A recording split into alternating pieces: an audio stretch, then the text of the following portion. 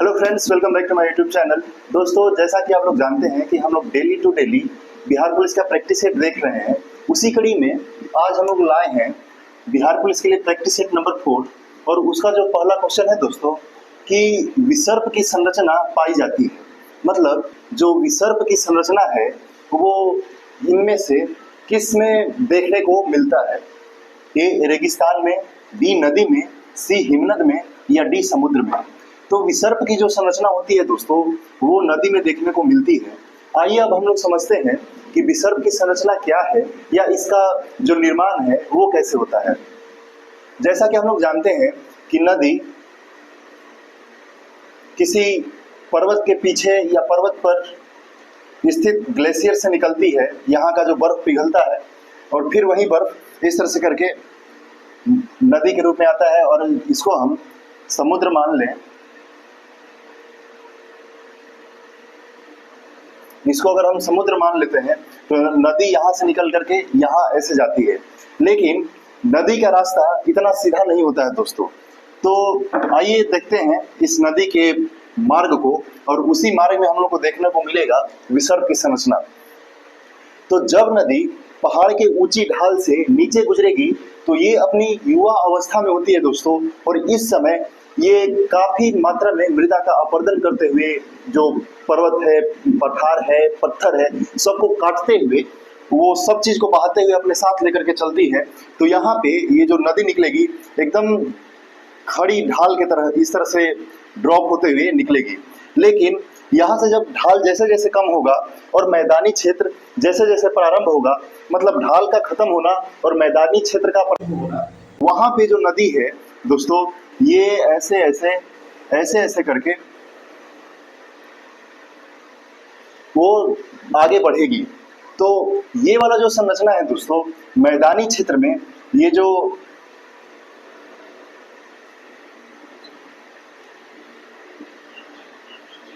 बड़े बड़े मोड़दार मार्ग आते हैं दोस्तों, और इसी बड़े मोड़ को हम लोग विसर्प बोलते हैं। तो ये जो बड़ा बड़ा जो आपको मुड़ा हुआ टेढ़ा मेढ़ा जो मार्ग दिख रहा है दोस्तों, इसी को हम लोग बोलते हैं विसर्प। तो विसर्प की संरचना हम लोग को नदी में देखने को मिलती है, लेकिन जैसे जैसे मैदानी भाग में विस्तार होते जाता है और जैसे वो समुद्र में मिलने लगती है दोस्तों, उस टाइम जो नदी है यहाँ पे वो युवा अवस्था में है। फिर यहाँ पे जो आएगी मिलने के टाइम में, तो यहाँ ऐसा संरचना होता नहीं है। जैसे अगर हम नदी का सागर में मिलने का अगर हम संरचना बनाएंगे दोस्तों, तो इसका प्रवाह ऐसे होता है। यहाँ पे आके नदी स्थिर हो जाती है। यहाँ से जितने तलछट, जितने अपरदित मृदा है उसको लेकर के जब आती है तो उसको फिर आगे पुश कर पाना इसके लिए कठिन हो जाता है। और यहाँ पे जो मिट्टी है या उसका अवक्षेपण है या उसका जो मलबा है उसको यहाँ पे वो निक्षेपित करने लगती है।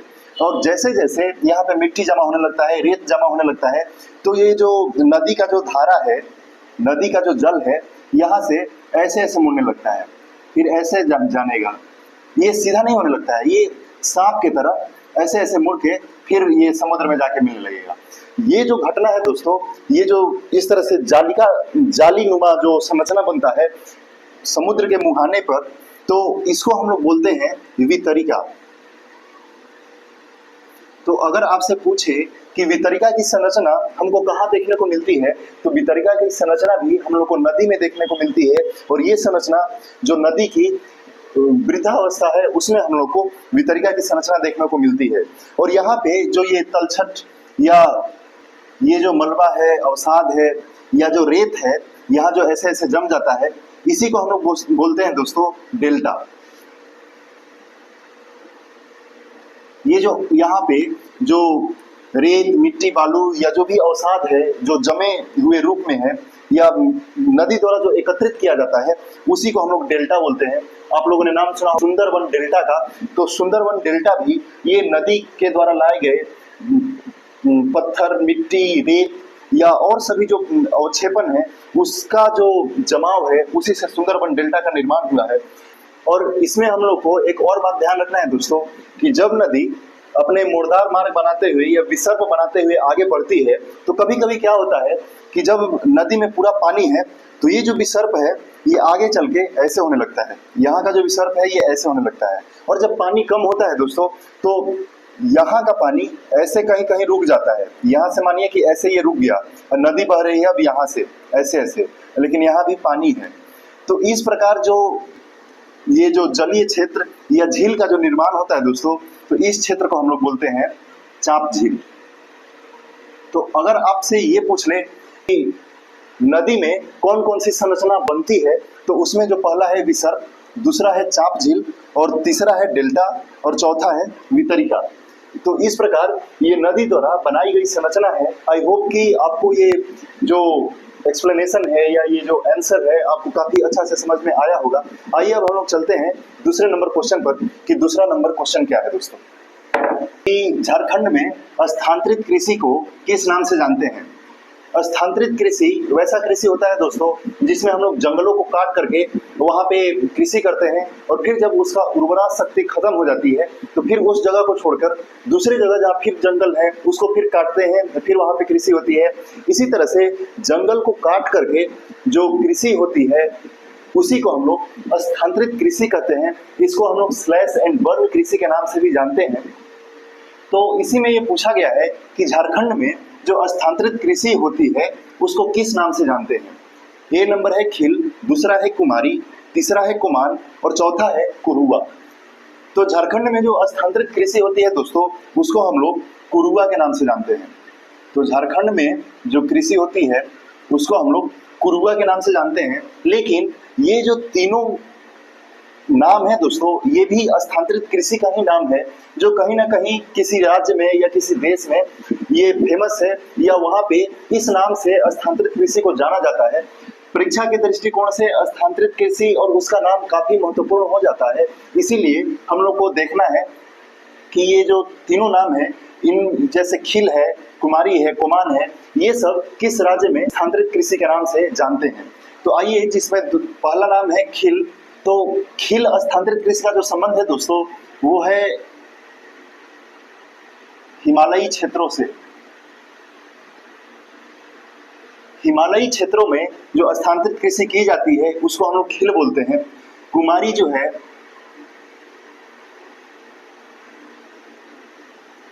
पश्चिमी घाट या केरल में जो स्थानांतरित कृषि है उसको हम लोग कुमारी के नाम से जानते हैं। और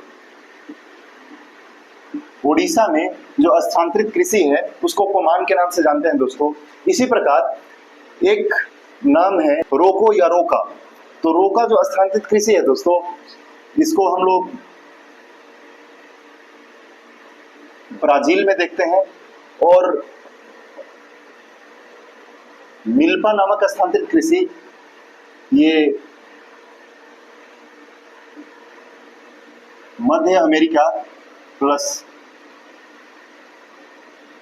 मैक्सिको, राजस्थान में जो स्थानांतरित कृषि की जाती है दोस्तों उसको हम लोग बोलते हैं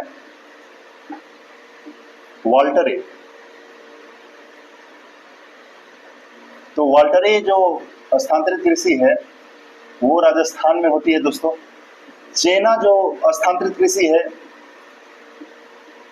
ये श्रीलंका में, और पामलू जो स्थानांतरित कृषि है ये मणिपुर में होती है दोस्तों। एक स्थानांतरित कृषि और फेमस है, हम इसको यहां लिखते हैं, है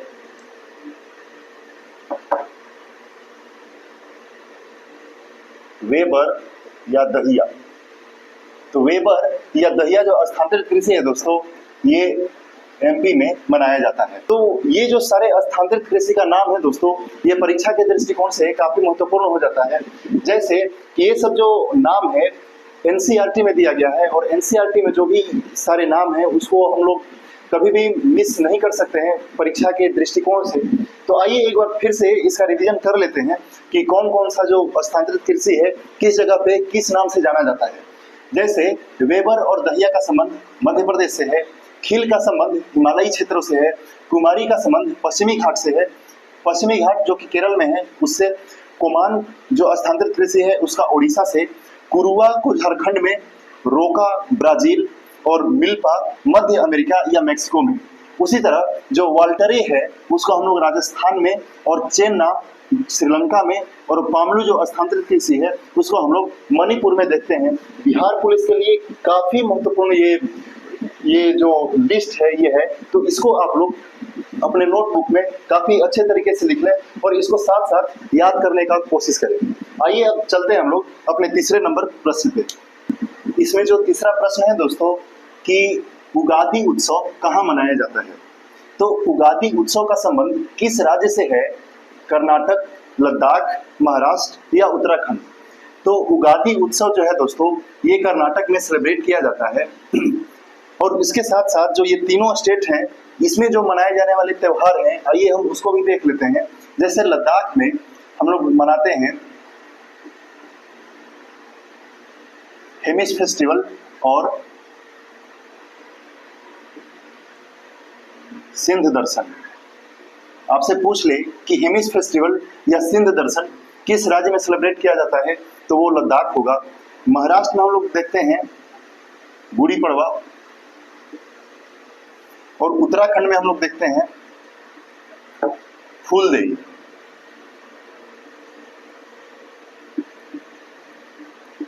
तो उगादि उत्सव का संबंध कर्नाटक से, लद्दाख में हेमिस और सिंध दर्शन, महाराष्ट्र में गुड़ी पड़वा और उत्तराखंड में फूलदेई। ये त्योहार इस राज्य में मनाया जाता है दोस्तों। आइए अब हम लोग चलते हैं अपने चौथे नंबर प्रश्न पे कि समाजवादी विचार किसे स्वीकार नहीं करता है। समाजवाद एक आर्थिक और राजनीतिक विचारधारा है। वही पूछ रहा है कि जो समाजवादी होते हैं या जो समाजवाद का जो विचारधारा है वो किस चीज को स्वीकार नहीं करता है।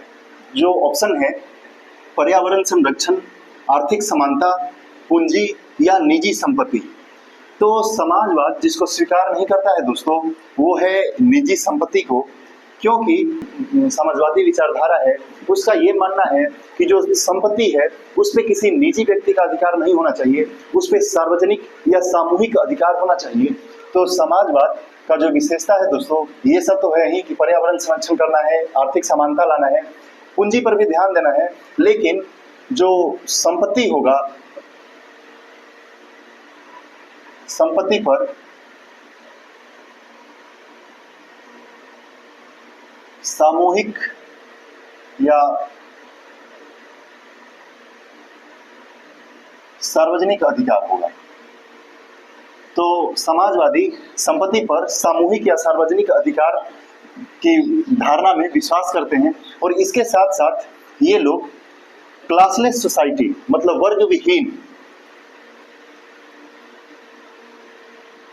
वर्ग विहीन समाज की कल्पना करते हैं ये लोग, जिसमें गरीब अमीर का कंसेप्ट न रहे। ऐसा ना हो कि कोई आदमी बहुत धनवान हो जाए और कोई आदमी बिल्कुल गरीब रहे। सब लोग इसमें समाजवादी में ऐसा माना जाता है कि सभी लोग का बराबर अधिकार रहे अपने संपत्ति पर या सार्वजनिक संपत्ति पर। तो ये भी समाजवादी विचारधारा का ये एक विचार है। उसके साथ साथ ये लोग ये भी देखते हैं आय का समान वितरण, कि मतलब जो आय का वितरण जो हो रहा है वो भी समान ढंग से सभी नागरिकों में समान रूप से हो। तो ये भी समाजवादी विचारधारा का एक कंसेप्ट है। उसके साथ साथ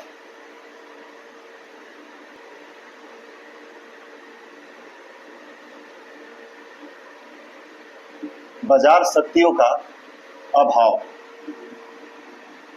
मतलब अगर कोई आदमी कोई सामान खरीदने जाए या कोई वस्तु या सेवा को खरीदने जाए तो वहां पे बाजार की शक्तियां हावी नहीं होना चाहिए।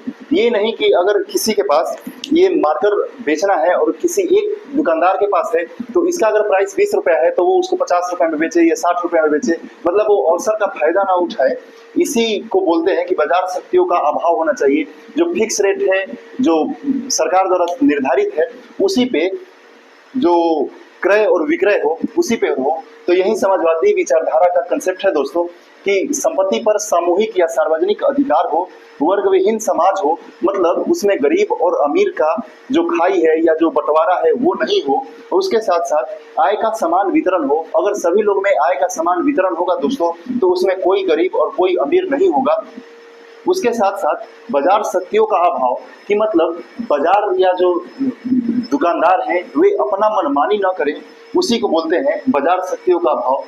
आई होप कि आपको ये समाजवादी विचारधारा का जो कंसेप्ट है आपको समझ में आया होगा, और इससे जो प्रश्न आएंगे दोस्तों आप उसको एग्जाम में गलती नहीं करेंगे। आइए अब हम लोग देखते हैं 5वें नंबर प्रश्न को कि 5वें नंबर प्रश्न में क्या है।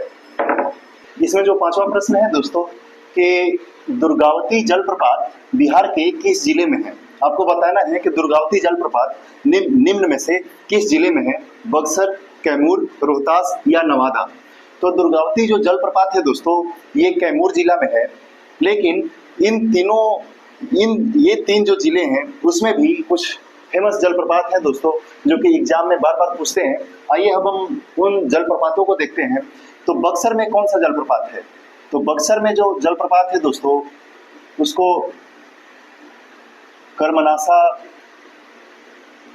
जलप्रपात कहते हैं। तो कर्मनासा जलप्रपात बक्सर में स्थित है और ये कर्मनासा नदी पर है। बक्सर में एक नदी बहती है दोस्तों कर्मनासा, और इसके बारे में ऐसा मान्यता है कि ये सबसे अशुद्ध या अपवित्र नदी है, और इसमें कोई जो स्नान कर लेता है वो अशुद्ध हो जाता है और उसको नरक की प्राप्ति होती है, ऐसा मान्यता है। खैर, तो कर्मनासा जलप्रपात बक्सर में है। रोहतास में दोस्तों 2 जलप्रपात है, एक है मंझर कुंड, एक है धुआं कुंड। तो मंझर कुंड और धुआं कुंड ये रोहतास के सासाराम में है दोस्तों। तो आपको याद रखना है कि रोहतास के सासाराम में मंझर कुंड और धुआं कुंड है, और नवादा में बिहार का सबसे फेमस जलप्रपात ककोलत जलप्रपात है। तो आइए इसको एक बार फिर से हम लोग देख लेते हैं कि दुर्गावती जो जलप्रपात है दोस्तों वो कैमूर में है, कर्मनासा जलप्रपात बक्सर में, मंझर कुंड और धुआं कुंड जो सासाराम में है यह रोहतास जिला में है, और ककोलत जलप्रपात नवादा में है। आइए अब हम लोग चलते हैं 6ठे नंबर क्वेश्चन पर कि 6ठा नंबर क्वेश्चन क्या है। और जो 6ठा नंबर प्रश्न है दोस्तों कि प्लेइंग इट माई वे आत्मकथा किसकी है। तो प्लेइंग इट माई वे, क्या वो सचिन तेंदुलकर की आत्मकथा है या वीवीएस लक्ष्मण, कपिल देव या सौरभ गांगुली। तो प्लेइंग इट माई वे जो आत्मकथा है दोस्तों वो है सचिन तेंदुलकर का। लेकिन ये जो 3 क्रिकेटर्स हैं ये भी अपने अपने बुक लिखे हैं। आइए अब उनके बुक को भी देखते हैं जो कि एग्जाम में काफी बार पूछता है। तो वीवीएस लक्ष्मण का जो बुक है दोस्तों ये आत्मकथा है, वो लिखे हैं 281 एंड बियॉन्ड। तो 281 एंड बियॉन्ड किसकी आत्मकथा है, तो वो वीवीएस लक्ष्मण की है। कपिल देव का जो आत्मकथा है दोस्तों वो है straight from the heart. Straight from the heart Kapil Dev की आत्मकथा है। और सौरभ गांगुली का जो आत्मकथा है दोस्तों वो है a century is not enough. VVS Laxman जब टेस्ट में 281 रन बनाए थे दोस्तों, उसी यादगार पारी को लेकर के और अपने जीवन में कैसे वो क्रिकेट में आगे बढ़े या क्रिकेट कैसे खेले उसी को लेकर के ये जो बुक है वीवीएस लक्ष्मण का 281 एंड बियॉन्ड। कपिल देव जो कि 1983 वर्ल्ड कप के ये विनिंग कैप्टन थे, इनका जो बुक का नाम है स्ट्रेट फ्रॉम द हार्ट। और सौरभ गांगुली ये भी इंडिया के कैप्टन रह चुके हैं और इनका जो बुक का नाम है a century is not enough. और सचिन तेंदुलकर का जो आत्मकथा है दोस्तों प्लेइंग इट माई वे। इसमें जो अगला प्रश्न है दोस्तों वो अगला प्रश्न है कि सीता माता की जयंती कब मनाई जाती है। ए ऑप्शन है कि सावन की कृष्ण पक्ष की नवमी को, दूसरा है सावन की शुक्ल पक्ष की नवमी को, या वैशाख की शुक्ल पक्ष की नवमी को, या वैशाख की कृष्ण पक्ष की नवमी को। तो सीता माता का जो जयंती है दोस्तों, वो वैशाख की शुक्ल पक्ष के नवमी तिथि को मनाया जाता है। यहाँ आप लोग देख के कंफ्यूज हुए होंगे कि कृष्ण पक्ष और शुक्ल पक्ष क्या है। तो हम लोग जानते हैं कि कोई भी महीना लगभग 30 दिन का होता है। तो इसमें हम लोग 2 भाग में डिवाइड करते हैं 15-15 दिन का, जिसको हम लोग पक्ष बोलते हैं या पख बोलते हैं। तो एक जो होता है वो शुक्ल पक्ष और दूसरा जो होता है दोस्तों ये होता है कृष्ण पक्ष। शुक्ल पक्ष जिसमें चंद्रमा का रोशनी मिलता है, जो चंद्रमा जिसमें पूर्णिमा आता है, उसी को हम लोग शुक्ल पक्ष बोलते हैं। क्योंकि शुक्ल पक्ष मतलब अंजोरिया, जिसमें रात में थोड़ा थोड़ा लाइट दिखाई दे या चंद्रमा प्रकाशित होता हुआ दिखाई दे, उसको हम लोग शुक्ल पक्ष बोलेंगे। और कृष्ण पक्ष जिसमें पृथ्वी पर जो चंद्रमा का प्रकाश है वो नहीं दिखाई देता है, इसीलिए इसको कृष्ण पक्ष बोलते हैं। और इसको हम लोग अंधरिया के नाम से भी जानते हैं। कृष्ण मतलब काला होता है, तो जब रात काली हो उसको कृष्ण पक्ष, और शुक्ल मतलब उजला या गोरा, तो जब रात उजला हो या गोरा हो या चांदनी रात हो तो उसको हम लोग शुक्ल पक्ष कहते हैं। तो सीता माता का जो जयंती है दोस्तों, वो वैशाख के शुक्ल पक्ष के नवमी तिथि को मनाई जाती है। आइए अब देखते हैं हम लोग 8वें प्रश्न पे। अब जो 8वां नंबर प्रश्न है दोस्तों कि प्रकाश संश्लेषण की दर सबसे कम किस प्रकाश में होती है। तो प्रकाश संश्लेषण की जो सबसे कम दर होती है वो हरि प्रकाश में होती है दोस्तों, और लाल प्रकाश में सर्वाधिक। मतलब अगर पौधा को लाल प्रकाश मिले तो उसमें प्रकाश संश्लेषण की दर काफी ज्यादा होगी या सर्वाधिक होगी। लेकिन प्रकाश संश्लेषण में जब हरा रंग का प्रकाश ही उसको मिले तो उसमें जो प्रकाश संश्लेषण की प्रक्रिया का जो दर है दोस्तों वो काफी कम हो जाएगा। तो सबसे कम हरा प्रकाश में, सबसे ज्यादा लाल प्रकाश में। प्रकाश संश्लेषण का जो कंसेप्ट है और इससे संबंधित जितने सारे प्रश्न हैं उसको हम लोग कल के वीडियो में कवर करेंगे, कल के प्रैक्टिस सेट में कवर करेंगे। तो कल का जो प्रैक्टिस सेट है वो काफी महत्वपूर्ण है दोस्तों, क्योंकि एग्जाम के दृष्टिकोण से प्रकाश संश्लेषण हर एग्जाम में 1 या 2 प्रश्न अपने आप में लेकर चला आता है और बिहार पुलिस के लिए काफी महत्वपूर्ण ये टॉपिक है। आइए हम लोग देखते हैं अब अगले प्रश्न की ओर कि अगला प्रश्न क्या है। पैलेट पार्टिकल के नाम से किस कोशिका अंगक को जानते हैं। पैलेट पार्टिकल क्या लाइसोसोम को बोलते हैं, या गोल्जी काय को, सूत्रकणिका को, या राइबोसोम को। तो पैलेट पार्टिकल दोस्तों हम लोग राइबोसोम को बोलते हैं, क्योंकि राइबोसोम का खोज जो किया था जॉर्ज ई पैलेट ने, तो जॉर्ज ई पैलेट के द्वारा खोज किए जाने के कारण राइबोसोम को हम लोग पैलेट पार्टिकल बोलते हैं दोस्तों। क्यों? और इसके साथ साथ राइबोसोम में प्रोटीन का संश्लेषण होता है। तो अगर ये पूछे कि प्रोटीन का संश्लेषण किस कोशिका अंग के द्वारा किया जाता है, तो उसका आंसर होगा दोस्तों राइबोसोम। आप लोग बताने का कोशिश करिए कि लाइसोसोम को हम लोग क्या बोलते हैं। तो लाइसोसोम को हम लोग बोलते हैं आत्महत्या की थैली। आत्महत्या की थैली क्यों बोलते हैं दोस्तों? क्योंकि लाइसोसोम में हाइड्रोलाइटिक एंजाइम्स पाया जाता है। अगर लाइसोसोम का थैली फट जाएगा दोस्तों तो वो कोशिका भी मृत हो जाएगी, क्योंकि ये जो हाइड्रोलाइटिक एंजाइम है जो सारे कोशिकांग हैं उसको वो गला करके नष्ट कर देता है। इसीलिए लाइसोसोम को हम लोग आत्महत्या की थैली बोलते हैं। दूसरा नंबर जो ऑप्शन है दोस्तों वो है गोल्जी कॉय। गोल्जी कॉय को हम लोग कोशिका का पोस्ट ऑफिस भी बोलते हैं। पोस्ट ऑफिस इसलिए बोलते हैं कि इसमें जो भी सारे पोषक पदार्थ हैं उसको ये संचय करता है और एक जगह से दूसरे जगह उसका परिवहन भी करता है। तो एक जगह से दूसरे जगह परिवहन करने के कारण गोल्जी कॉय को हम लोग पोस्ट ऑफिस ऑफ सेल बोलते हैं। मतलब कोशिका का डाकघर हम लोग गोल्जी कॉय को बोलते हैं। ये सी नंबर में है दोस्तों सूत्रकणिका। सूत्रकणिका ये हिंदी नाम है जिसको इंग्लिश में हम लोग श्वसन का प्रक्रिया माइटोकॉन्ड्रिया में ही चलता है, इसीलिए माइटोकॉन्ड्रिया को हम लोग पावर हाउस ऑफ सेल बोलते हैं। तो एक बार और देख लेते हैं कि पैलेट पार्टिकल हम लोग राइबोसोम को बोलते हैं, क्योंकि जॉर्ज ई पैलेट के द्वारा राइबोसोम का खोज किया गया था और राइबोसोम में ही प्रोटीन का संश्लेषण होता है। और जो लाइसोसोम है दोस्तों, इसको हम लोग आत्महत्या की थैली कहते हैं, क्योंकि इसमें हाइड्रोलाइटिक एंजाइम पाया जाता है।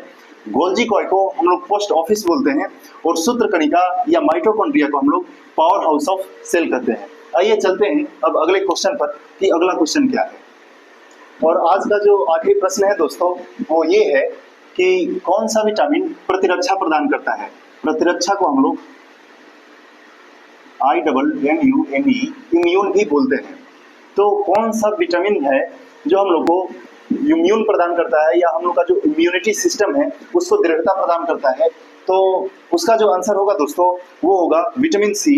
इम्यूनिटी का फायदा ये होता है दोस्तों कि जो भी रोगाणु है या जो भी कीटाणु है उससे ये हम लोग को रक्षा प्रदान करता है और उससे वो फाइट करता है।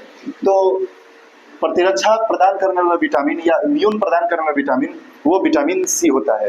और इसके साथ आप लोग को क्या करना है कि जो भी विटामिन है, vitamin A, vitamin B, vitamin D और विटामिन सी, इसका आप लोग को रासायनिक नाम लिखना है और इसके कमी से जो रोग होते हैं उस रोग को भी आप लोग को कमेंट बॉक्स में लिखना है। तो ये रहा आज का प्रैक्टिस सेट दोस्तों। आई होप कि ये जो सारे प्रैक्टिस सेट्स हैं आपके तैयारी में मदद कर रहे होंगे। यदि आप इस वीडियो को या प्रैक्टिस सेट को फ्रूटफुल या लाभदायक समझते हैं या आपके लिए फायदेमंद समझते हैं तो कृपया अपने दोस्तों के साथ भी शेयर करें। Thank you for watching this video. धन्यवाद।